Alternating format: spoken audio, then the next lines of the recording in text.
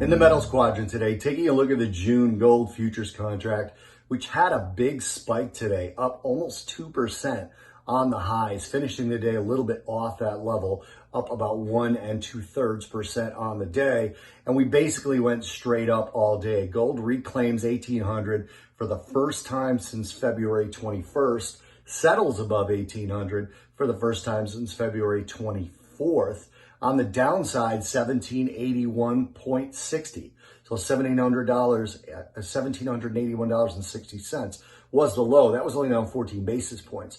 The rest was just a straight up move. 1818.60 was the high, 1818.60, and that was up 1.92% to be exact. Part of the driver for gold today, and part of the reason we had such volume, is the interest rate story, with real rates continuing lower, nominal rates continuing to move lower. On the 10-year today, we got down as low as 155 at some points, ending up the day closer to about 156. Same type of a move on the 30-year, getting to that 229 area and then moving a little bit higher than that. But the weakening in rates gives basically no headwind at all to the inflation narrative.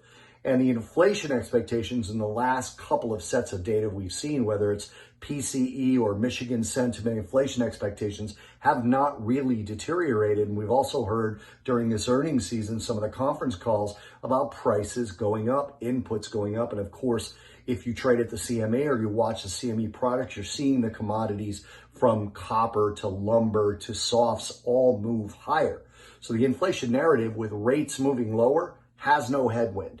So it actually brings about the idea for a need for inflation protection. And historically, of course, gold has been seen as that perfect inflation protection, if there's any sort of perfect hedge, which I don't believe there is. But gold has that story behind it. And that's the driving factor when you look at the volume spike we got, along with the price move. We got pretty significant price move today.